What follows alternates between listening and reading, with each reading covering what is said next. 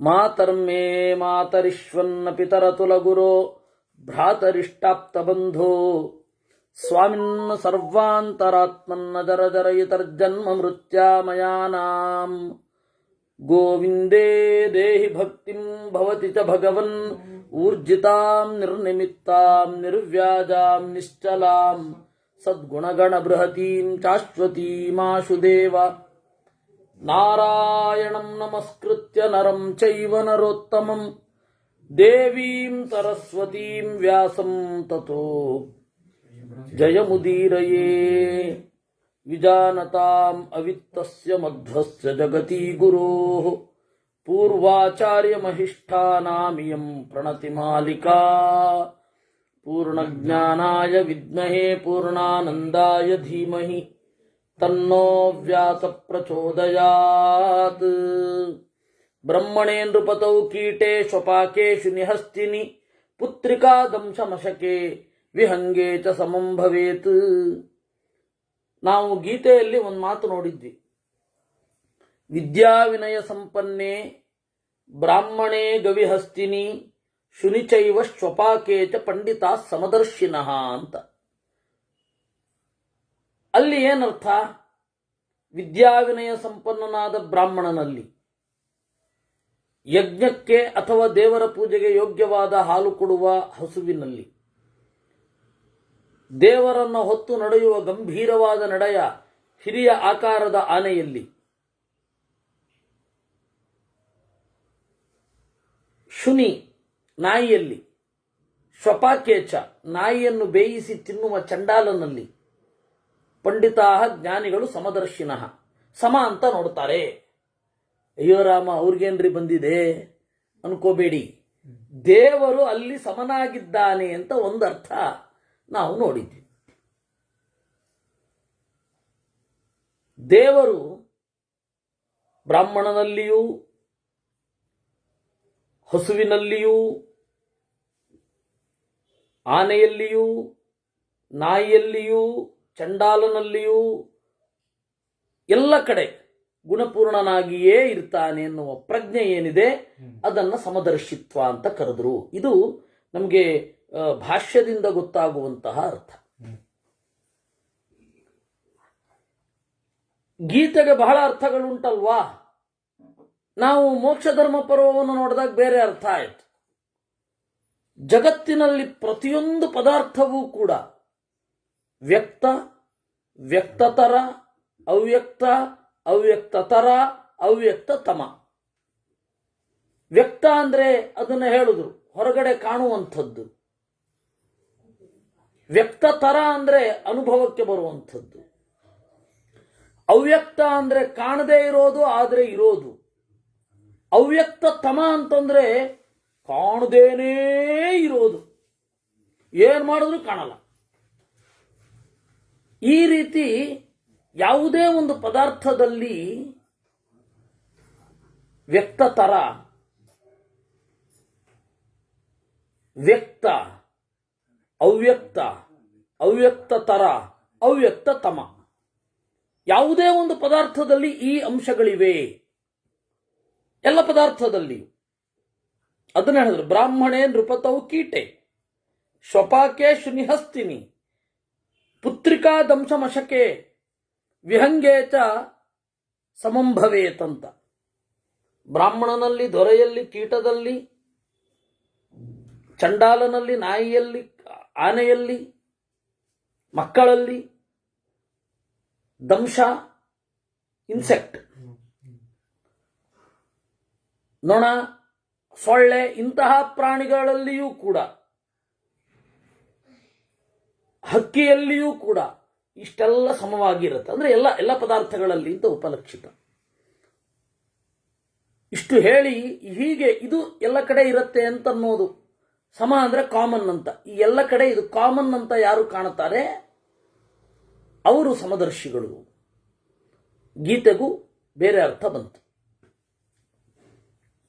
ಇನ್ನು ಅವ್ಯಕ್ತ ಪುರುಷಯೋರ್ಯೋಗಾತ್ ಬುದ್ಧಿರುತ್ ಉತ್ಪದ್ಯತೆತ್ಮನಿ ಯಯಾ ಸರ್ವಮಿದಂ ವ್ಯಾಪ್ತಂ ತ್ರೈಲೋಕ್ಯಂ ಸಚರಾಚರಂ. ಜ್ಞಾನ ಎಲ್ಲಿ ಬರುತ್ತೆ? ಈ ರೀತಿ ನಾವು ಚಿಂತನೆ ಮಾಡಬೇಕಾದ್ರೆ ಜ್ಞಾನ ಬೇಕು.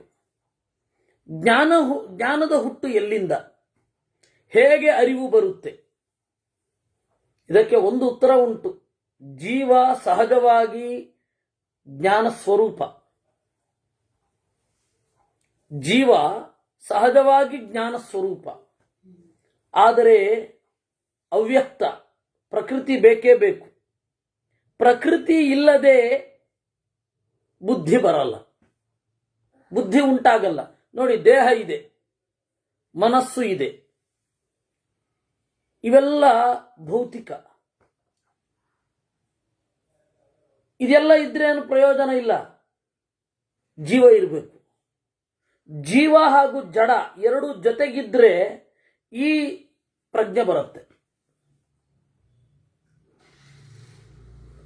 ಭೌತಿಕ ಪ್ರಜ್ಞೆ, ಭೂತ ವಿಷಯಕವಾದ ಪ್ರಜ್ಞೆ ಬರುತ್ತೆ. ಜೀವನೇ ಇಲ್ಲ, ದೇಹ ಇದೆ, ಫಸ್ಟ್ ಕ್ಲಾಸ್ ಆಗಿದೆ, ಎಲ್ಲ ಚೆನ್ನಾಗಿದೆ, ಜ್ಞಾನ ಬರೋಲ್ಲ. ಜೀವ ಇದ್ದಾನೆ, ಜ್ಞಾನ ಬರಲ್ಲ, ಜ್ಞಾನಕ್ಕೆ ಕಾರಣವಾದ ಮಾತು ಬರಲ್ಲ. ಹೀಗಾಗಿ ಅವ್ಯಕ್ತ ಪುರುಷಯೋರ್ಯೋಗಾತ್ ಬುದ್ಧಿ ಉತ್ಪದ್ಯತೆ. ಇನ್ನೊಂದು ಪುರುಷ ಅಂದ್ರೆ ನಾರಾಯಣ. ಪ್ರಕೃತಿ ಹಾಗೂ ಪುರುಷರು ಸೇರಿದರೆ ಜೀವನಿಗೆ ಜ್ಞಾನ ಬರುತ್ತೆ, ಜೀವನಲ್ಲಿ ಜ್ಞಾನದ ಅಭಿವ್ಯಕ್ತಿ ಆಗತ್ತೆ. ಈ ಪ್ರಕೃತಿ ಏನಿದೆ ಜಗತ್ತನ್ನೆಲ್ಲ ತುಂಬಿದೆ. ಏತತ್ರಿತಯಂ ವೇತ್ತಿ ಶುದ್ಧಂ ಚಾನ್ಯದುಪೇಕ್ಷಕಂ ವಿರಜೋ ವಿತಮಸ್ಕಂಚ ನಿರ್ಮಲಂ ಶಿವಮವ್ಯಯಂ. ಈ ಮೂರನ್ನ ತಿಳ್ಕೊಳ್ಬೇಕು. ಅವ್ಯಕ್ತ, ಪುರುಷ, ಬುದ್ಧಿ.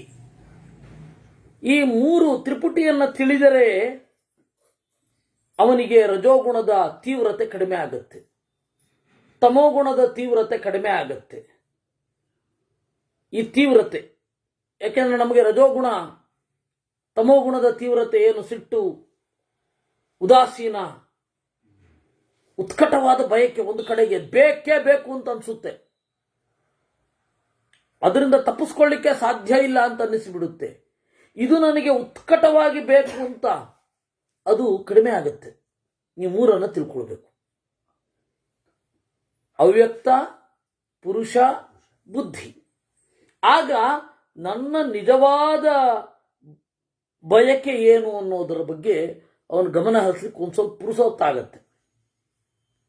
ಸುಖದ ಬಗ್ಗೆ ಬಿಡುವಿನಲ್ಲಿ ಚಿಂತನೆ ಮಾಡುವಂತಹ ಒಂದು ಅವಸ್ಥೆ ಒದಗತ್ತವನಿಗೆ. ಇಲ್ಲ ಅಂದ್ರೆ ಯಾವುದ್ಯಾವುದೋ ಪ್ರಭಾವಗಳು, ಯಾವುದ್ಯಾವುದೋ ಒತ್ತಡಗಳು, they make us to run. They make us to run. ನಮ್ಗೆ ಏನು ಅಂತ ಗೊತ್ತಾಗ್ತಾರೆ, ಓಡಿಸ್ತಾ ಇರುತ್ತದು. ಓಡ್ತಾ ಇರ್ತೀವಿ, ಒಂದು ಕಡೆ ನಿಂತು ಸಾವಧಾನವಾಗಿ ಯೋಚನೆ ಮಾಡಲಿಕ್ಕೆ ಆಗುವಲ್ಲ. ಅದಕ್ಕೆ ಬೇಸಿಕಲಿ ನಾವು ತಿಳಿಯಬೇಕಾದದ್ದು ಇವು ಮೂರು ಅಂತ ಹೇಳ್ತಾರೆ.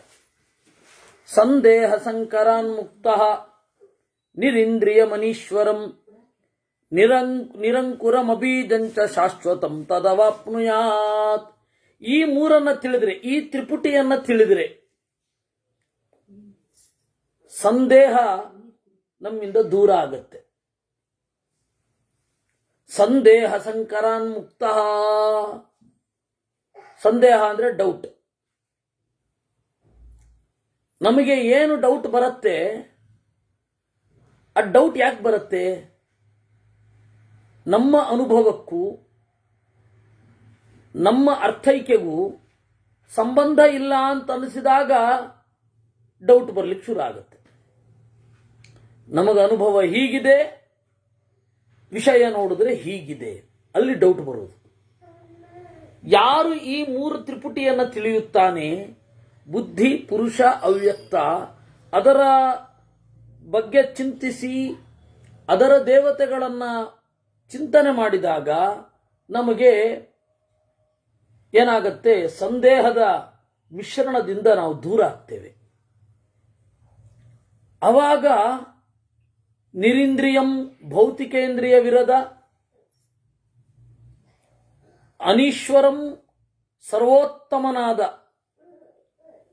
ನಿರಂಕುರಂ ಭೌತಿಕವಾಗಿ ಯಾವುದನ್ನೂ ಹೊಂದದ ಅಬೀಜಂ ಕಾರಣವಿಲ್ಲದ ಶಾಶ್ವತಂ ನಿರ್ವಿಕಾರನಾದ ಪರಮಾತ್ಮನನ್ನ ಅವಾಪ್ನುಯಾತ್ ಹೊಂದುತ್ತಾನೆ.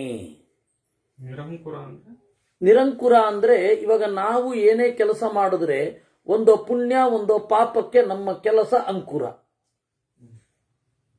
ದೇವರು ಏನ್ ಮಾಡಿದ್ರು ಪಾಪ ಇಲ್ಲ ಪುಣ್ಯ ಇಲ್ಲ, ಹೀಗಾಗಿ ದೇವರು ನಿರಂಕುರ. ಅನೀಶ್ವರ ಅಂದ್ರೆ ಏನು? ದೇವರಿಗೆ ಒಬ್ಬ ಈಶ್ವರ ಇಲ್ಲ. ಬೀಜ ಅಂದ್ರೇನು? ದೇವರಿಗೊಬ್ಬ ಕಾರಣ ಇಲ್ಲ. ಅಂತಹ ತತ್ವವನ್ನ ಅವಾಪ್ನುಯಾತ್ ಹೊಂದುತ್ತಾನೆ. ಆಮೇಲೆ ನೀನು ಕೇಳಿದ ಪ್ರಶ್ನೆ, ಆಸುರಿ ಸೃಷ್ಟಿ ಅಂದ್ರೇನು, ಪ್ರಳಯ ಅಂದ್ರೇನು ಅಂತ, ಅದನ್ನು ನಾನು ಬೇರೆ ರೀತಿಯಿಂದ ಎಕ್ಸ್ಪ್ಲೈನ್ ಮಾಡ್ತೇನೆ ಅಂತ. ಇನ್ನು ಮತ್ತೆ ಗದ್ಯ. ತದ್ಯಥಾ ಜರಾಯುಜ ಅಂಡಜ ಸ್ವೇದಜ ಉದ್ಭಿಜ್ಜಾ ಚತ್ವಾರ ಭೂತಗ್ರಾಮ. 4 ತರಹದ ಜೀವರು 4 ತರಹ ಹುಟ್ಟುತ್ತಾರೆ. ಜರಾಯುಜ ಅಂದ್ರೆ ಮನುಷ್ಯರು, ಗರ್ಭದಿಂದ ಹುಟ್ಟುವವರು, ಗರ್ಭದ ಚೀಲ ಅವ್ರಿಗಿರ್ತದೆ. ಜರಾಯು ಅಂದ್ರೆ ಗರ್ಭದ ಚೀಲ. ಜರಾಯುಜಾಹ ಗರ್ಭದ ಚೀಲದ ಒಳಗಡೆಯಿಂದ ಹೊರ ಬಂದವರು. ಇನ್ನು ಅಂಡಜ ಮೊಟ್ಟೆಯಿಂದ ಹೊರಗಡೆ ಬರೋದು. ಸ್ವೇದಜ ಬೆವರಿನಿಂದ ಹುಟ್ಟುವ ಪ್ರಾಣಿಗಳು. ಉದ್ಭಿಜ್ಜ ನೆಲದೊಳಗಿಂದ ನೆಲದ ಬಸಿರನ್ನ ಸೀಳಿ ಬರುವವುಗಳು, ಗಿಡ ಮೊದಲಾದವುಗಳು. 4 ತರಹದ ಜೀವರಿದ್ದಾರೆ. ಕಾಲಾಗ್ನಿನ ಅಹಂಕೃತೇನ ಅನೇಕ ಸಹಸ್ರಾಂಶುನ ದಹ್ಯಮಾನಾ ಪೃಥಿವೀಂ ಅನುಪ್ರಲೀಯಂತೆ. ಪ್ರಳಯ ಕಾಲದಲ್ಲಿ ಸಂಕರ್ಷಣನೆಂಬ ಬೆಂಕಿಯಿಂದ ಸುಟ್ಟು ಹೋಗಿ ಭೂಮಿಯ ಒಳಗಡೆ ಲಯವಾಗ್ತಾರೆ. ಅವರ ಶರೀರ ಎಲ್ಲ ಭೂಗುಣವಾಗುತ್ತೆ, ಭೂಮಿಯಲ್ಲಿ ಲಯ ಆಗುತ್ತೆ. ತದಾ ಆತ್ತಗಂಧ ಕೂರ್ಮ ಪೃಷ್ಠ ನಿಭಾ ಪೃಥಿವಿ ಅಪ್ಸು ಪ್ರಲೀಯತೆ. ಆಗ ಗಂಧ ಎಲ್ಲ ಕಳೆದು ಹೋಗಿ ಕೂರ್ಮ ಪೃಷ್ಠ ನಿಭಾ ಆನೆಯ ಬೆನ್ನಿನಂತೆ ಆಗತ್ತೆ ಭೂಮಿ. ಕೂರ್ಮ ಪೃಷ್ಠ ಪ್ರಳಯ ಕಾಲದಲ್ಲಿ ಹೇಳ್ತಾ ಇರೋದು. ಪ್ರಳಯ ಕಾಲದಲ್ಲಿ ಆಮೆಯ ಅಂದ್ರೆ ಏನೂ ಬೆಳೆಯೋದಿಲ್ಲ. ಆಮೆಯ ಬೆನ್ನಿನ ಮೇಲೆ ಹೇಗೆ ಕೂದಲೂ ಇಲ್ಲವೋ ಆ ರೀತಿ ಪ್ರಳಯ ಆಗುವಾಗ ಭೂಮಿ ಸೂರ್ಯನ ಕಿರಣಗಳಿಂದ ಕಂಗೆಟ್ಟು ಯಾವ ಪದಾರ್ಥವೂ ಬೆಳೆಯದೆ, ಹಸಿರು ಮೊಳೆಯದೆ, ನೀರಿನಲ್ಲಿ ಇದರ ಪರಮಾಣುಗಳೆಲ್ಲ ಪೂರ್ತಿಯಾಗಿ ಬಿಡಿ ಬಿಡಿಯಾಗ್ತವೆ. ಪರಮಾಣುಗಳು ಗಟ್ಟಿಯ ಸಂಘಾತ ಏನಿದೆ ಅದೇ ಒಂದು ಘನ ಪದಾರ್ಥ. ಪೂರ್ತಿ ಬಿಡಿಸಿಕೊಂಡ್ರೆ ಅದು ನೀರಿನ ತರಹ ಆಗತ್ತೆ, ಅಷ್ಟೇ ತಾನೆ. ಆಮೇಲೆ ತದುದಕಂ ಸರ್ವಂ ಅಭವತ್, ಎಲ್ಲೆಡೆ ನೀರೋ ನೀರು. ಅಗ್ನಿರಪ್ಯಾದತ್ತೆ ತೋಯಂ, ಆ ನೀರು ಕೂಡ ನೀರಿನ ತರಹ ಇರುವ ಪರಮಾಣುಗಳು ಕೂಡ ಪೂರ್ತಿ ಬಿಡಿಬಿಡಿಯಾಗ್ತದೆ. ಅಲ್ಲಿ ಕೇವಲ ಬಿಸಿ ಮಾತ್ರ ಇರುತ್ತೆ. ತದಾ ಅಗ್ನಿಭೂತಂ ಅಭವತ್. ಅಗ್ನಿಮಪ್ಯಾದತ್ತೆ ವಾಯು, ಅಗ್ನಿಯೂ ಕೂಡ ಕ್ರಮೇಣ ಆ ಬೆಂಕಿ ಕೇವಲ ಗಾಳಿಯಾಗಿ, ಅಂದ್ರೆ ಇನ್ನೂ ದೂರ ಆಗ್ತವೆ ಪರಮಾಣುಗಳು. ಸವಾಯು ಊರ್ಧ್ವಂ ಅಧಃ ತಿರ್ಯಕ್ತ ದೋಧವೀತಿ. ಆ ಗಾಳಿ ಮೇಲ್ಗಡೆ ಕೆಳಗಡೆ ಅಡ್ಡ ತಿರುಗತ್ತೆ. ತದ್ವಾಯುಭೂತಂ ಅಭವತ್. ಆಗ ಇಲ್ಲಿ ಏನಿದೆ? ಜಡ ಪದಾರ್ಥ ಯಾವುದೂ ಇಲ್ಲ, ಪರಮಾಣು ಸಂಘಾತ ಇಲ್ಲ, ಗಾಳಿಯಂತಾಗಿದೆ. ವಾಯುಮಪ್ಯಾದತ್ತೆ ವ್ಯೋಮ, ಗಾಳಿಯಲ್ಲಿಯೂ ಕೆಲವು ಪರಮಾಣು ಸಂಘಾತ ಇರುತ್ತೆ, ಅದು ಇನ್ನೂ ದೂರ ಆಗತ್ತೆ. ತದಾಕಾಶಮೇವ ನಿನಾದಂ ಅಭವತ್. ಈ ಆಕಾಶ ಇದೆಯಲ್ಲ, ಇದು ಏನಾಗತ್ತೆ? ಮನಸ್ಸಿ ಪ್ರಲೀಯತೆ. ಈ ಆಕಾಶದ ಫಾರ್ಮೇಶನ್ ಎಲ್ಲ ಕಳೆದು ಹೋಗುತ್ತೆ. ಆಕಾಶದ ಫಾರ್ಮೇಶನ್ ಕಳೆದು ಹೋಗೋದು ಅಂದ್ರೆ ಏನು? ಯಾವುದೇ ರೀತಿಯಾದ ಸೃಷ್ಟಿಗೆ ಮುಂದೆ ಅವಕಾಶ ಇಲ್ಲದೆ ಇರೋದು.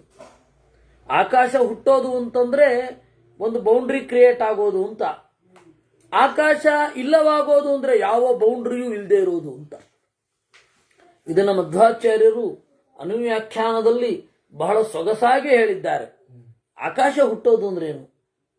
ಆಕಾಶಾದ್ವಾಯು, ಆಕಾಶ ಹುಟ್ಟಿತು. ಆತ್ಮನ ಆಕಾಶ ಸಂಭೂತ, ಆಕಾಶ ಹುಟ್ಟಿತು ಅಂತ ಹೇಳ್ತಿರಲ್ರಿ, ಅದೆಂಗ್ರಿ ಆಕಾಶ ಹುಟ್ಟುತ್ತೆ?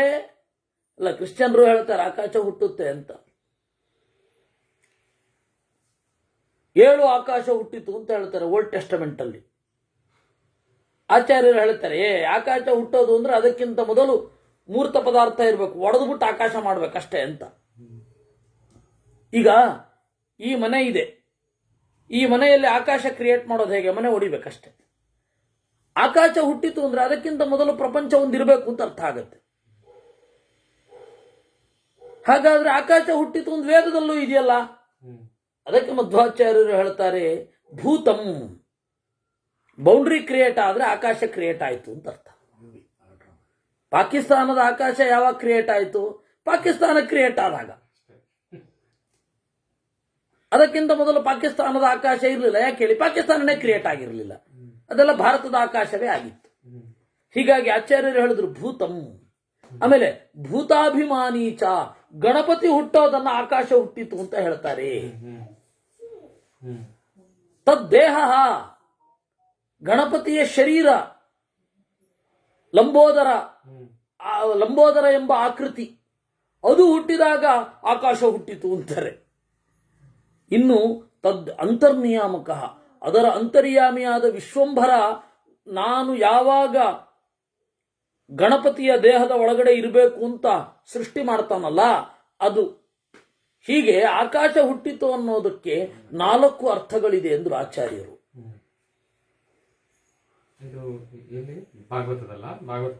ಅನುವ್ಯಾಖ್ಯಾನ, ಅದು ಭಾಗವತ ತಾತ್ಪರ್ಯ, ಅದು ಇನ್ನೂ ಬೇರೆ.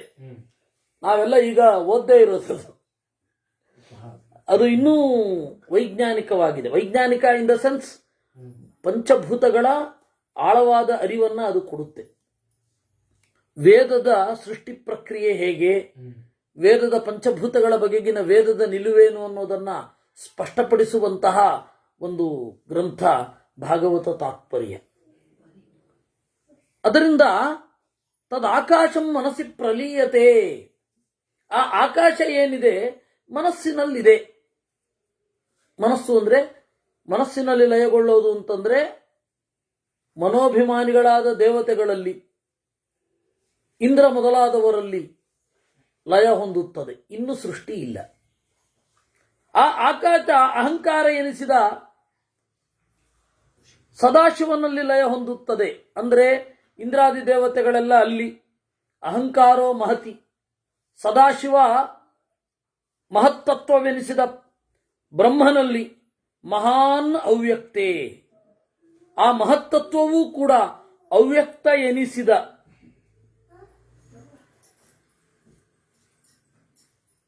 ಲಕ್ಷ್ಮೀನಾರಾಯಣರಲ್ಲಿ ಲಯವನ್ನು ಹೊಂದುತ್ತಾನೆ. ಅಲ್ಲಿಗೆ ಒಂದು ದೊಡ್ಡ ವಿರಾಮ ಮುಂದಿನ ಸೃಷ್ಟಿಯ ತನಕ. ಪ್ರಳಯಾಂತಾತ್ ಮಹಾಪ್ರಳಯ ಉಚ್ಯತೆ, ಪ್ರನಷ್ಟ ಸರ್ವಸ್ವಸ್ತಮಃ ಏವ ಅಪ್ರತಿಮಂ ಭವತಿ. ಏನೂ ಇಲ್ಲ. ಯಾಕೆ ಅಂದ್ರೆ ಬೆಳಕು ಇಲ್ಲ, ಸೂರ್ಯ ಇಲ್ಲ, ಯಾವ ತರಹದ ಬೆಳಕನ್ನು ಕೊಡುವ ದೇವತೆಗಳೂ ಇಲ್ಲ. ಕತ್ತಲೋ ಕತ್ತಲು. ಆಗ ಏನಿರುತ್ತೆ? ಆತ್ಮಜ್ಯೋತಿ ಅಂದ್ರು. ದೇವರೊಬ್ಬನೇ, ಮುಕ್ತರು ಇರ್ತಾರೆ, ಇನ್ಯಾವುದೂ ಇರಲ್ಲ. ಹೀಗಾಗಿ ದೇವರೊಬ್ಬನೇ ಇರ್ತಾನೆ, ಅದನ್ನ ಬೆಳಕಿಲ್ಲ ಅಂದ್ರು. ಇದು ಮಹಾಪ್ರಳಯ. ಅಗ್ರಾಹ್ಯಂ ಅಚ್ಛೇದ್ಯಂ ಅಭೇದ್ಯಂ ಅಪ್ರತರ್ಕ್ಯಂ ಅನಾದಿಂ ಅಚಿಂತ್ಯಂ ಅನಾಲಂಬ್ಯಂ ಅಸ್ಥಾನಂ ಅವ್ಯಯಂ ಅಜಂ ಶಾಶ್ವತಮಿತಿ.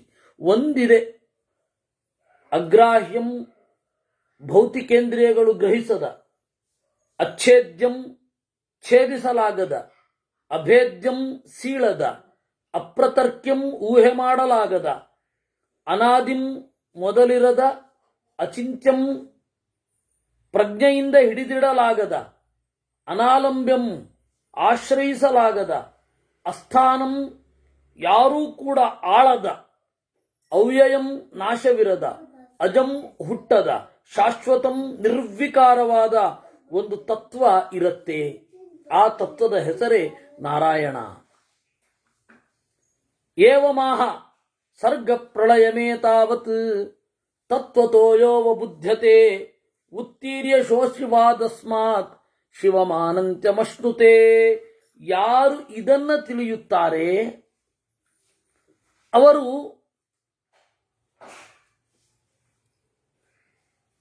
ಈ ಅಮಂಗಳವಾದ ಸಂಸಾರದಿಂದ ಪಾರಾಗುತ್ತಾರೆ. ಅಶಿವಾತ್ ಆನಂತ್ಯಂ ಅಶ್ನುತೆ, ಶಿವಂ ಆನಂತ್ಯಂ ಅಶ್ನುತೆ. ಸೃಷ್ಟಿ ಯಾಕೆ ತಿಳಿಬೇಕು ಅಂತ ವಿಜ್ಞಾನಿಗಳನ್ನ ಹೋಗಿ ಕೇಳಿ. ಕುತೂಹಲ ಅಂತಾರವರು, ಹೊಟ್ಟೆ ತುಂಬಿರುವ ವಿಜ್ಞಾನಿಗಳು. ಹೊಟ್ಟೆ ತುಂಬದೇ ಇದ್ರೆ ಸೌಲಭ್ಯಕ್ಕಾಗಿ ಅಂತಾರವರು. ನೀವು ಐನ್ಸ್ಟೈನ್ನ ಜೀವನ ಚರಿತ್ರೆಯನ್ನು ನೋಡಿದರೆ ಏನ್ ತೋರುತ್ತೆ?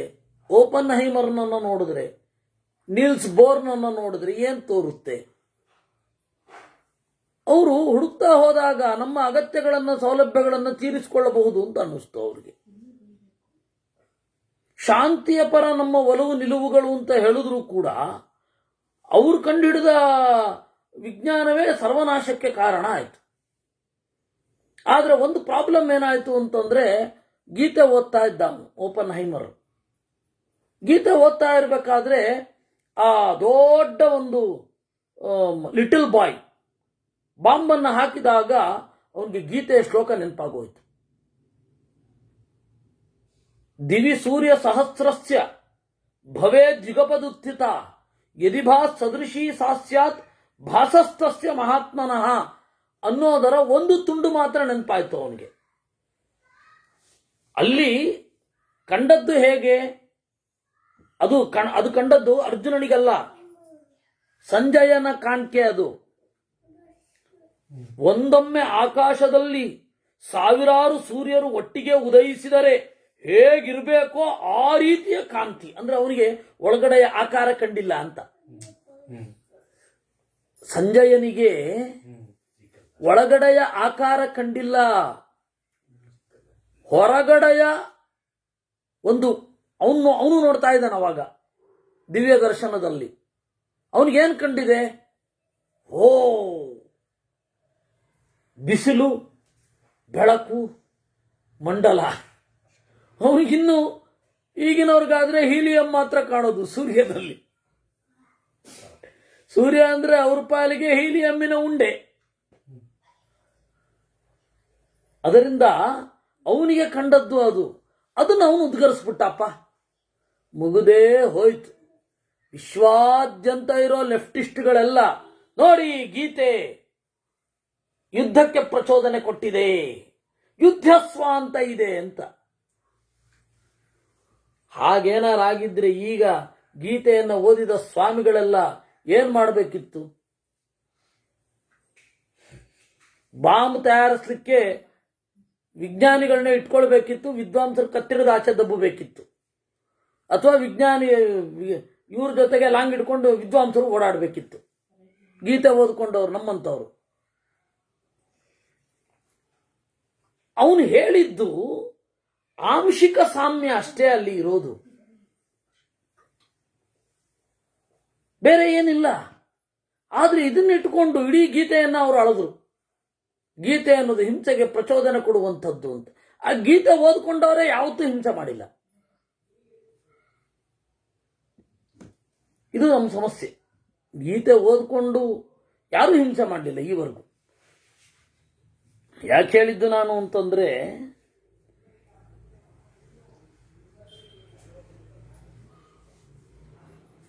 ವಿಜ್ಞಾನಿಗಳು ಜಗತ್ತಿನ ರಹಸ್ಯವನ್ನು ತಿಳಿಬೇಕು ಅಂತ ಯಾಕಂತಾರೆ? ಸೌಲಭ್ಯದ ನಿರಂತರವಾದ ಬೇಟೆ, ಹಂಟಿಂಗ್ ಫಾರ್ ಸೌಲಭ್ಯ ಅಷ್ಟೇ. Hunting for facility. ರಾಜಕಾರಣಿಗಳು ಯಾಕೆ ಫೆಲಿಟೇಷನ್, ಅವ್ರಿಗೊಂದು ಫೆಲಿಸಿಟೇಷನ್, ಸನ್ಮಾನ ಯಾಕೆ ಅಂದ್ರೆ ಫೆಸಿಲಿಟಿಗಾಗಿ. ಈ ಒಂದು ಚಕ್ರ. ಆದರೆ ನಾವು ಯಾಕೆ ಹೇಳೋದು ಸೃಷ್ಟಿಯನ್ನು ತಿಳಿಬೇಕು, ಪ್ರಳಯವನ್ನು ತಿಳಿಯಬೇಕು ಅಂತ ಯಾಕೆ ಹೇಳೋದು? ದೇವರ ಅರಿವಿಗಾಗಿ, ದೇವರ ಪ್ರಸನ್ನತೆಗಾಗಿ. ಇದು ನಮ್ಮ ಪ್ರಾಚೀನ ಭಾರತದ ನಿಲುವು. ಅದಕ್ಕೆ ಸರ್ಗ ಪ್ರಳಯ ಮೇತಾವತ್ ತತ್ವತೋ ಯಹ ಅವಬುದ್ಧತೆ ಉತ್ತೀರ್ಯ ಸೋಶಿವಾದಸ್ಮಾತ್ ಶಿವಂ ಆನಂತ್ಯಂ ಅಶ್ನುತೆ ಯದಪ್ಯುಕ್ತಂ ಆಸುರೇ ಕತಿ ಸರ್ಗಾಣಿ ಪ್ರಾಕೃತ ವೈಕೃತಾನಿ ಭವಂತಿ ಇತಿ. ಪ್ರಳಯ ತಿಳಿದಾಯಿತು, ಸೃಷ್ಟಿಯ ಬಗ್ಗೆ ಕೇಳಿದೆ ಅಲ್ವಾ? ಹೇಳ್ತೇನೆ ಕೇಳು ಸಂಕ್ಷಿಪ್ತವಾಗಿ. ನವಸರ್ಗಾಣಿ ಪ್ರಾಕೃತ ವೈಕೃತಾನಿ ಭವಂತಿ. ಸೃಷ್ಟಿ ಎರಡು ರೀತಿ. ಇದೆಲ್ಲ ಭಾಗವತ ತಾತ್ಪರ್ಯದಲ್ಲಿ 3ನೆಯ ಸ್ಕಂಧದಲ್ಲಿ ಮಧ್ವರು ಬಿಡಿಸಿದ್ದಾರೆ. ಆದರೆ ಇಲ್ಲಿಗಿಂತ ಹೆಚ್ಚು ಬಿಡಿಸಿದ್ದಾರೆ. ಇಲ್ಲಿಗಿಂತ ಹೆಚ್ಚು ಬಿಡಿಸಿದ್ದಾರೆ. ಇಲ್ಲಿಗಿಂತ ಇನ್ನೂ ಅಕ್ಯುರೇಟ್ ಆಗಿದೆ. ನಮಗೆ ಬಹಳ ವಿಸ್ಮಯದ ಕಡಲಲ್ಲಿ ದೂಕುತ್ತೆ ಆಚಾರ್ಯರ ಭಾಷ್ಯ. ಇವತ್ತು 2ನೆಯ ಸ್ಕಂಧ ಮತ್ತೆ 3ನೆಯ ಸ್ಕಂಧ, 4ನೆಯ ಸ್ಕಂಧವೇ ಮಿಸ್ ಆಗಿರೋದು. ಭಾಗವತ ಸಪ್ತಾಹದಲ್ಲಿ ಆ 3 ಹೇಳಲಿಕ್ಕಾಗಲ್ಲ.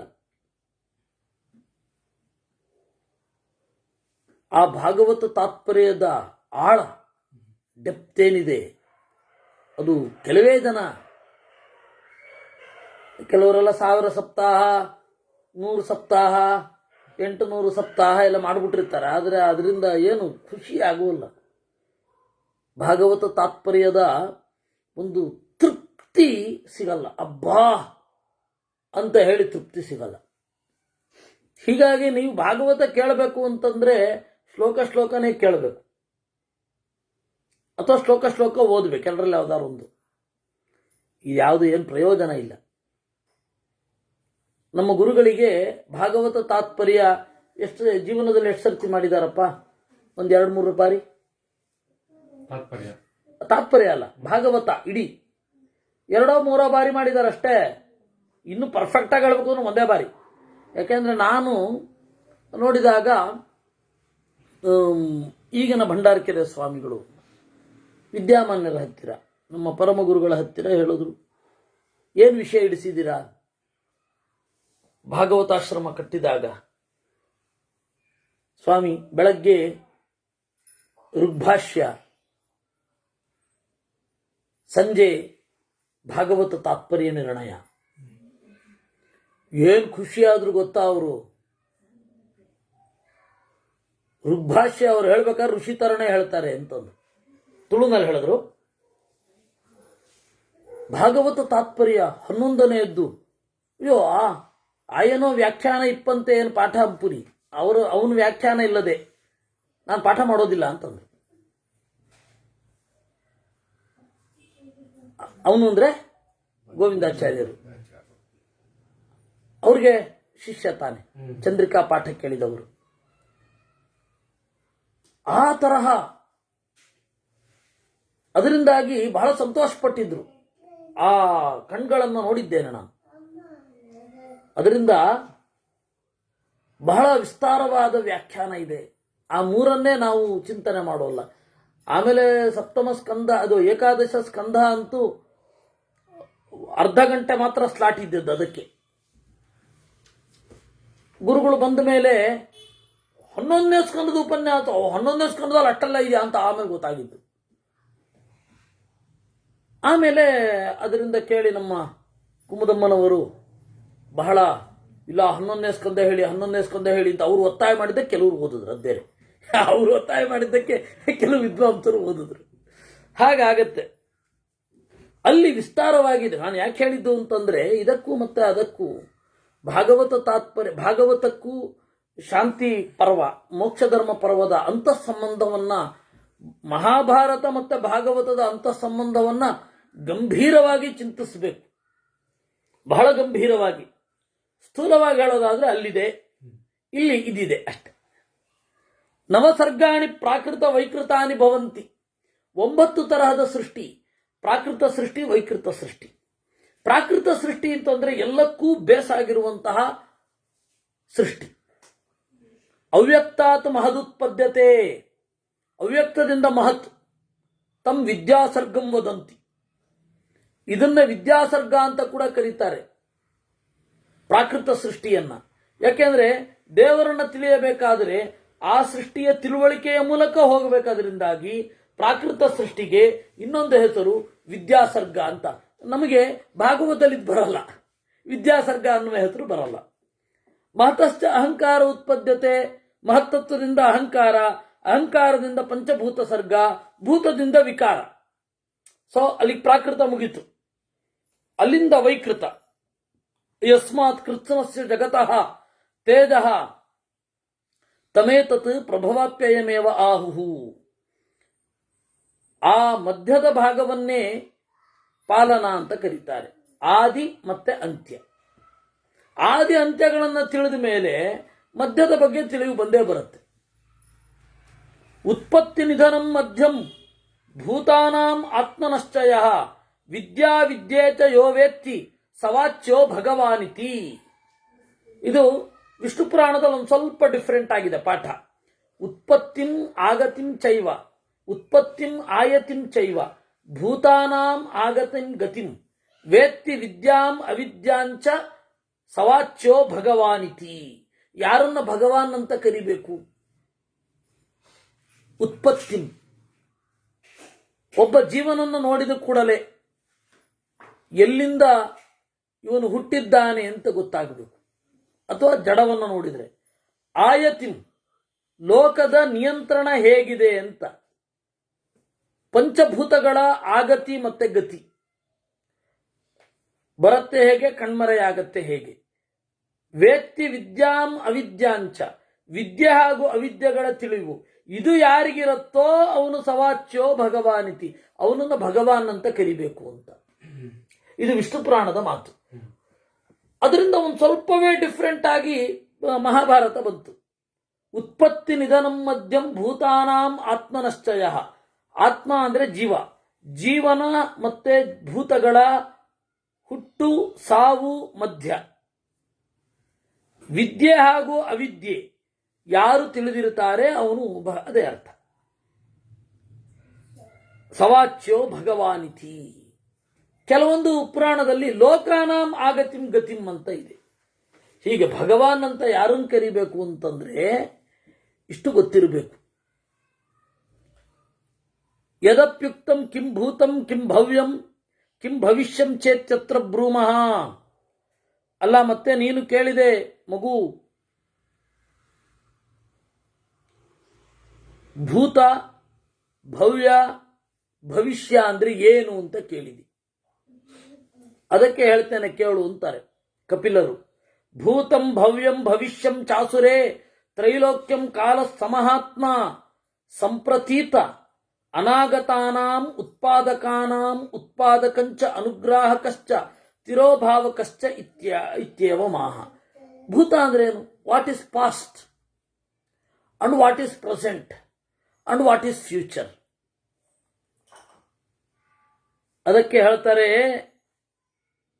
ಸಂಪ್ರತೀತ ಕಾಲ ಇದೆಯಲ್ಲ, ಆ ಕಾಲವನ್ನೇ ಭೂತ ಭವ್ಯ ಭವಿಷ್ಯತ್ ಅಂತ ಕರೆಯೋದು. ಹಾಗಾದ್ರೆ ವಸ್ತುಗೆ ಹೇಳ್ತೇವೆ ನಾವು, ಇದು ಭೂತಕಾಲದ ಪದಾರ್ಥ, ಇದು ಭವಿಷ್ಯತ್ ಕಾಲ, ಇದು ಮುಂದೆ ಬರುವ ಪದಾರ್ಥ ಅಂತ ನಾವು ವಸ್ತುವಿಗೆ ಹೇಳ್ತೇವೆ. ನೀವು ಕಾಲಕ್ಕೆ ಹೇಳ್ತಾ ಇದ್ದೀರಾ? ನೋಡಿ ಕೇಳಿ. ತ್ರೈಲೋಕ್ಯಂ ಕಾಲಃ ಸಮಹಾತ್ಮ ಸಂಪ್ರತೀತ ಅನಾಗತಾನಾಂ ಉತ್ಪಾದಕಾನಾಂ ಉತ್ಪಾದಕಂ. ಆ ವಸ್ತುಗಳನ್ನು ಸೃಷ್ಟಿ ಮಾಡುವ ಕಾಲವನ್ನೇ ಭೂತ ಭವ್ಯ ಭವಿಷ್ಯತ್ ಅಂತ ಕರೆಯೋದು. ನಮಗೆ ಅದರ ಪ್ರಜ್ಞೆ ಇಲ್ಲ, ಆದ್ರಿಂದ ಆಗ ವಸ್ತುವಿನಲ್ಲಿ ನಿಂತುಬಿಟ್ಟಿದ್ದೀವಿ ನಾವು. ಇದು ಓಲ್ಡ್ ಸ್ಟೈಲು ಅಂತನ್ನುವಲ್ಲಿ ಕ್ರಿಯೆಗೆ ಹೇಳ್ತೇವೆ. ಇದು ಬಹಳ ಹಳೆಯ ವಸ್ತು ಅನ್ಬೇಕಾದ್ರೆ ವಸ್ತುವಿನಲ್ಲಿ ನಿಲ್ತೇವೆ. ಆದರೆ ನಾವು ನಿಲ್ಲಬೇಕಾದದ್ದು ಕಾಲದಲ್ಲಿ ಅಂತಂದ್ರು. ಹೌದಲ್ವಾ? ಆ ವಸ್ತು ಈಗ ಇಲ್ಲ ಅಂತಿಲ್ಲ. ಅದು ಪ್ರಿಮಿಟಿವ್ ಸ್ಟೈಲು ಅಥವಾ old style, that is old school ಅಂತ ನಾವು ಹೇಳ್ತೇವೆ. ಉತ್ಪಾದಕವಾದ ಕಾಲ ಈಗಲೂ ಇದೆ, ನಮಗೆ ಆ ವಸ್ತುವಿನೂ ಈಗಲೂ ಇದೆ. ಆ ವಸ್ತುವನ್ನ ಆ ಫಾರ್ಮಿನಲ್ಲಿ ಕಾಲ ತೋರಿಸ್ತಾ ಇಲ್ಲ, ಅದರಿಂದಾಗ ಅದನ್ನು ಪಾಸ್ಟ್ ಅಂತ ನಾವು ಕರೀತಾ ಇರೋದು.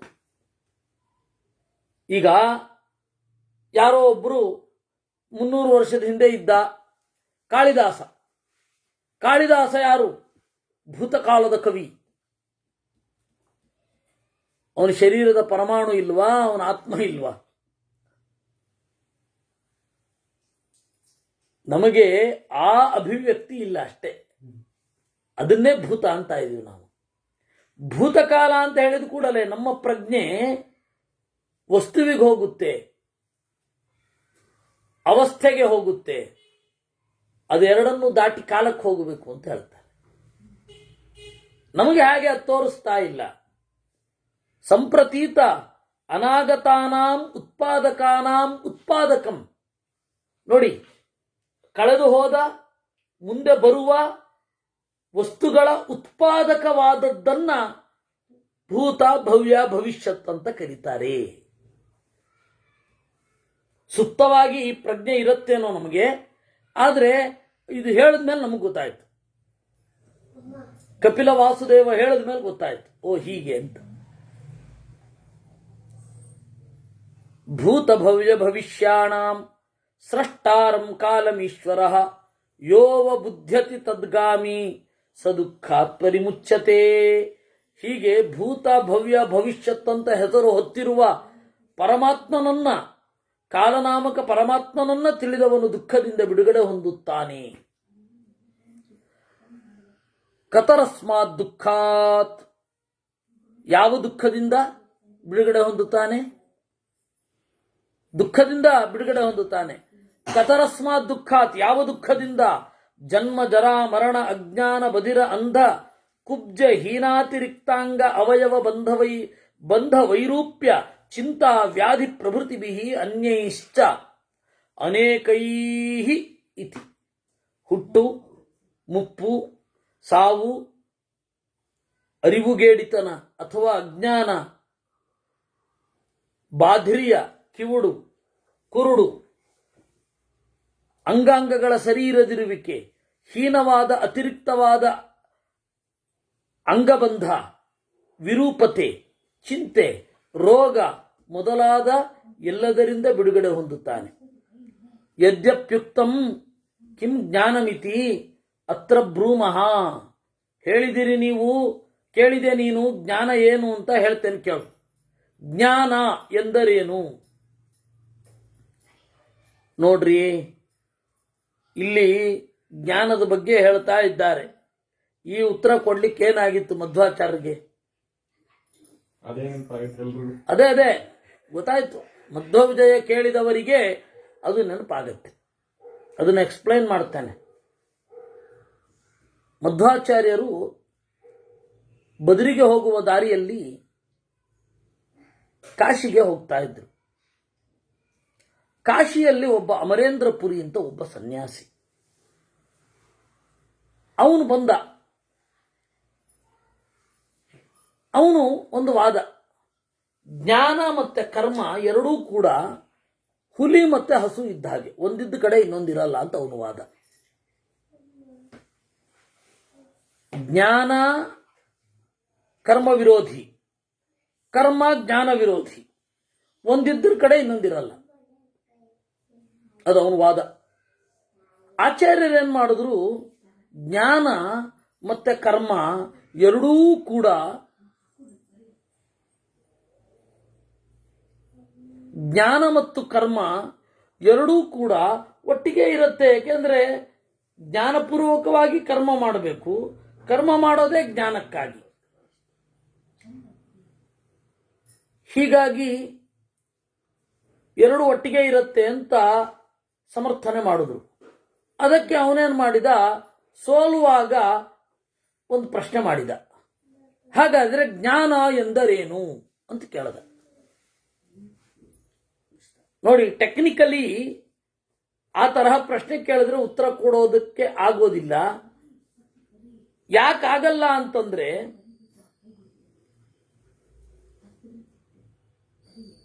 ವಿತಂಡಾನೇ ಜಾಸ್ತಿ ಇರುತ್ತೆ. ನಾನು ಸುಮ್ಮನೆ ಒಂದು ವಾಕ್ಯ ಪ್ರಯೋಗ ಮಾಡ್ತೀನಿ ಅಂತ ಇಟ್ಕೊಳ್ಳಿ. ಎಲ್ಲರೂ ಸುಖಕ್ಕಾಗಿ ಪ್ರಯತ್ನಿಸುತ್ತಾರೆ. ಇಲ್ಲ, ನಾನು ಹಾಗೆ ಪ್ರಯತ್ನಿಸಲ್ಲ ಅಂತ. ಎಲ್ಲರೂ ಅವರನ್ನು ಅವರು ಉತ್ಕಟವಾಗಿ ಪ್ರೀತಿಸ್ತಾರೆ. ಇದು ಕೇವಲ ವಾದಕ್ಕಾಗಿ ಮಾಡುವಂಥದ್ದು. ಎಲ್ಲರೂ ಅವರನ್ನು ನಾನು ನನ್ನನ್ನು ಪ್ರೀತಿಸ್ಕೊತಾ ಇಲ್ಲ ಅಂತಾನೆ. ಇದು ಕೇವಲ ವಾದಕ್ಕಾಗಿ ಮಾಡುವ ನಿರಾಕರಣೆ. ಈ ತರಹದ ಪ್ರಶ್ನೆ ಬಂದಾಗ ನೀವು ಹೆಂಗೆ ಉತ್ತರ ಕೊಡಬೇಕು ಅದನ್ನು ಆಚಾರ್ಯರು ತೋರಿಸಿತು. ಜ್ಞಾನ ಅಂದ್ರೆ ಏನು ಅಂತ ಕೇಳ್ದ. ಅಲ್ಲ, ಇಲ್ಲಿ ತನಕ ಮಾತಾಡಿದ್ದಾನೆ, ಜ್ಞಾನ ಅಂದ್ರೆ ಏನು ಅಂತ ಗೊತ್ತಿಲ್ಲದೆ ಮಾತಾಡ್ತಾನ?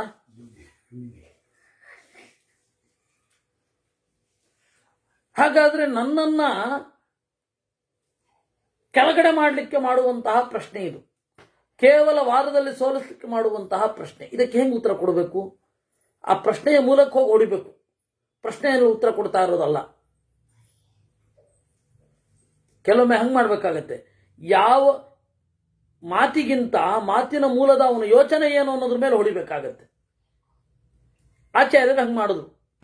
ಜ್ಞಾನ ಎಂದರೇನು ಅಂತ ಕೇಳ್ದ ಅವನು ಅಮರೇಂದ್ರ ಪುರಿ. ಆಚಾರ್ಯ ಕೇಳಿದ್ರು, ಜ್ಞಾನದ ಬಗ್ಗೆ ನಿನಗೆ ಜ್ಞಾನ ಇದೆಯೋ ಇಲ್ವೋ ಅಂತ. ಅದಕ್ಕೆ ಮೊದಲು ಉತ್ತರ ಕೊಡು, ಆಮೇಲೆ ಜ್ಞಾನದ ಬಗ್ಗೆ ಉತ್ತರ ಕೊಡ್ತೀನಿ ಅಂದ್ರು. ಯಾಕೆ? ಜ್ಞಾನದ ಬಗ್ಗೆ ಜ್ಞಾನ ಇಲ್ಲ ಅಂದ್ರೆ ನಿನ್ನ ಪ್ರಶ್ನೆ ಕೂಡಲ್ಲ. ಜ್ಞಾನದ ಬಗ್ಗೆ ಜ್ಞಾನ ಇದೆ ಅಂದ್ರೆ ಗೊತ್ತಿದ್ದ ಮೇಲೆ ಯಾಕೆ ಕೇಳ್ತಾ ಇದ್ದಿ? ಇದು ಅದ್ರ ಉದ್ದೇಶ. ಈ ತರಹದ ವಕ್ರವಾದ ಪ್ರಶ್ನೆಗಳಿಗೆ ಏನು ಉತ್ತರ ಕೊಡಬೇಕು ಹಾಗೆ ಉತ್ತರ ಕೊಡಬೇಕು. ಅದನ್ನು ತೋರಿಸಿದ್ರು ಆಚಾರ್ಯರು. ಇಲ್ಲಿ ಜ್ಞಾನ ಎಂದರೇನು ಅಂತ ಹೇಳಿ ಇದೆ. ಜ್ಞಾನ ಎಂದರೇನು? ಇಲ್ಲಿ ಅವನು ಆಸುರಿ ಕೇಳಿದ್ದು ಪ್ರಾಮಾಣಿಕವಾಗಿ. ಅದರಿಂದ ಆ ಒಂದು ಉತ್ತರ ಅದನ್ನ ಇಲ್ಲಿ ಕೊಡ್ತಾರೆ. ಅದನ್ನು ಪ್ರಾಯ ನಾವು ನಾಳೆ ನೋಡ್ತೀವಿ. ಇವತ್ತು ಜಯತೀರ್ಥರ ಮಧ್ಯಾರಾಧನೆ ಆದ್ದರಿಂದ ಜಯತೀರ್ಥರ ಬಗ್ಗೆ ಮಾತನಾಡಬೇಕು ಅಂತ.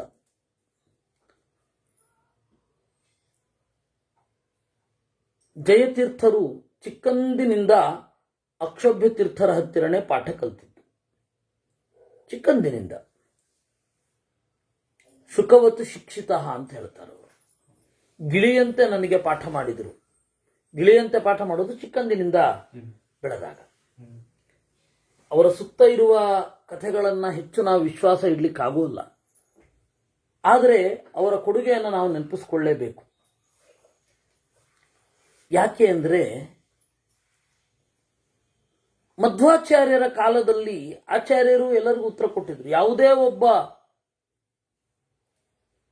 ಗ್ರಂಥಕಾರನ ಕಾಂಟೆಂಪರರಿಯಾಗಿ ಯಾರಿರ್ತಾರೆ ಅವರಿಗೆ ಆ ಗ್ರಂಥ ಸಹಜವಾದ ಓದು. ಇವಾಗ ನಾವು ನಮ್ಮ ಗುರುಗಳ ಉಪನಿಷತ್ ಚಂದ್ರಿಕಾಗೆ ವ್ಯಾಖ್ಯಾನ ಬರೀಲಿಕ್ಕೆ ಹೋಗಲ್ಲ. ಬರಿಬಹುದಾದ ಕಾಲ ಮುಂದೆ ಒಂದು ಬರುತ್ತೆ, ಅವಾಗ ಬರಿಬೇಕಾಗತ್ತೇನೋ. ಈಗ ನಾವು ಪ್ರತ್ಯಪ್ರಯೋಗ ಮೀಮಾಂಸಾ ಅಂತ ಹೇಳಿ ಅವ್ರದ್ದು ವ್ಯಾಕರಣ ಸೂತ್ರಗಳಿದೆಯಲ್ಲ, ಅದಕ್ಕೆ ವ್ಯಾಖ್ಯಾನ ಬರೀಲಿಕ್ಕೆ ಹೋಗಲ್ಲ. ಯಾಕೆ? ಈಗ ಅದರ ಅವಶ್ಯಕತೆ ಇಲ್ಲ. ಮುಂದೆ ಒಂದು ದಿವಸ ಬರುತ್ತೆ, ಬರುವಾಗ ಬರೆಯಬೇಕು. ಜಯತೀರ್ಥರು ಆಚಾರ್ಯರ ಕಾಲದ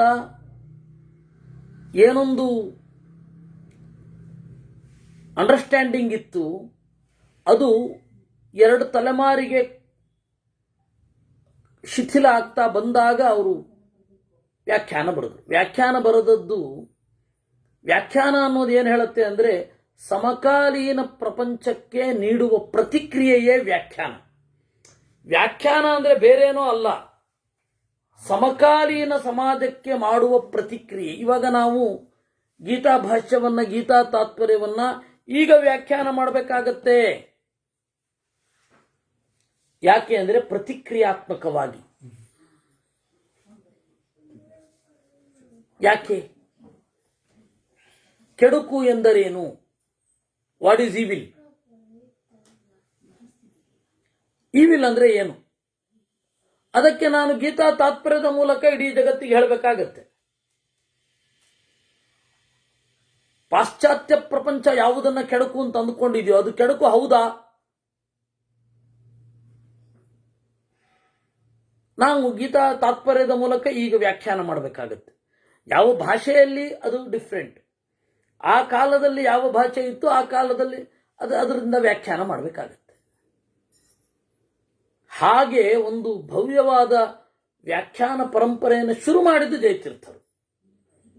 ಆಚಾರ್ಯರು ಹೋಗಿ ಒಂದು ಕಣ್ಮರೆಯಾಗಿ ಒಂದು 70 ಅಷ್ಟು ವರ್ಷಗಳಲ್ಲಿ ಅವ್ರು ಬಂದರು. 70 ವರ್ಷ 80 ವರ್ಷದ ಒಳಗಡೆ ಬಂದರು ಅಂತ ಒಂದು ಸ್ಥೂಲವಾದ ಚಿಂತನೆ. ಅದರಲ್ಲಿ ಅವರು ವ್ಯಾಖ್ಯಾನ ಮಾಡಿ ನಮಗೆ ಕಲಿಸಿಕೊಟ್ರು. ಸಮಕಾಲೀನ ಪ್ರಪಂಚದ ಪ್ರಶ್ನೆಗಳನ್ನ ತಗೊಂಡು ನಾವು ವ್ಯಾಖ್ಯಾನ ಮಾಡಬೇಕು ಅಂತ. ನಾವು ಆ ಪಾಠವನ್ನು ಕಲಿಯಲೇಬೇಕು. ಅವರು ಕಲಿಸಿದ ಪಾಠವನ್ನ ವ್ಯಾಸತೀರ್ಥರು ಅವ್ರ ಕಾಲದ ವಿದ್ವಾಂಸರು ಏನು ಪ್ರಶ್ನೆ ಮಾಡಿದ್ರು ಮಧ್ವಮತದ ಮೇಲೆ ಅದಕ್ಕೆ ಉತ್ತರ ಕೊಟ್ಟರು. ರಾಘವೇಂದ್ರ ಸ್ವಾಮಿಗಳು ಅವ್ರ ಕಾಲದ ಅಪ್ಪಯ್ಯ ದೀಕ್ಷಿತರು ಅಂತ ಇದ್ರು. ಅವರು ಕಲ್ಪತರು ಪರಿಮಳ ಅಂತ ಒಂದು ಗ್ರಂಥ ಬರೆದ್ರು. ಕಲ್ಪತರು ಪರಿಮಳ ಏನಿದೆ ಅದು ಶಂಕರರ ಬ್ರಹ್ಮಸೂತ್ರ ಭಾಷ್ಯದ ಟೀಕೆಯ ಟಿಪ್ಪಣಿ.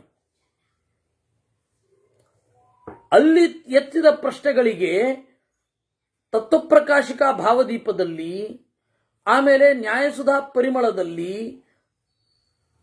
ರಾಘವೇಂದ್ರ ಸ್ವಾಮಿಗಳು ಉತ್ತರ ಕೊಟ್ಟರು.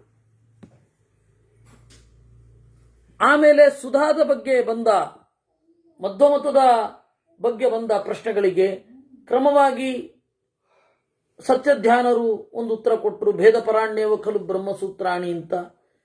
ನ್ಯಾಯಸುಧಾ ಮಂಡನಂ ಅಂತ ಸತ್ಯಪ್ರಮೋದರು. ಅದ್ವೈತ ತತ್ವ ಸುಧಾ ಸಮೀಕ್ಷಾ ಅಂತ ಹೇಳಿ ಇವರು ಯಾರು ವಿದ್ಯಾಮಾನ್ಯರು ಉತ್ತರ ಕೊಟ್ಟರು. ಹಾಗೆ ಉತ್ತರ ಕೊಡ್ತಾನೆ ಇದ್ದಾರೆ, ಬೇರೆ ಬೇರೆಯವರು ಕೊಟ್ಟಿದ್ದಾರೆ.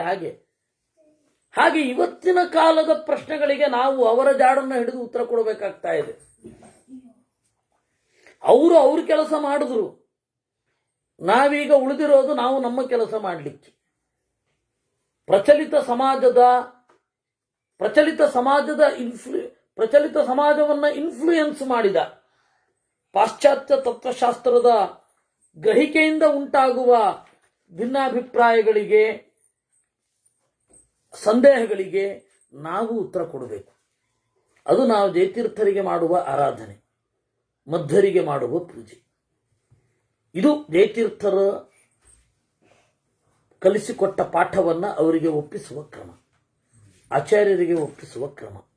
ಆ ದಿಸೆಯಲ್ಲಿ ಇನ್ನಾದರೂ ಮುಂದುವರಿಯೋಣ ಅಂತ ಹೇಳ್ತಾ ಜಯತೀರ್ಥರ ಸ್ಮರಣೆಯನ್ನ, ಜಯತೀರ್ಥರಲ್ಲಿ ನಿಂತು ಆ ಕೆಲಸಗಳನ್ನು ಮಾಡಿಸಿದ ಪ್ರಾಣನಾರಾಯಣರಿಗೆ ನಮಸ್ಕರಿಸುತ್ತಾ, ಆರಾಧನೆಯ ಈ ಸಂದರ್ಭದಲ್ಲಿ ಅವರಿಗೆ ಮಾಡುವ ನಮಸ್ಕಾರ. ಕೃಷ್ಣಾರ್ಪಣಮಸ್ತು. ಉಳಿದದ್ದು ನಾಳೆ ಮಾಡೋಣ.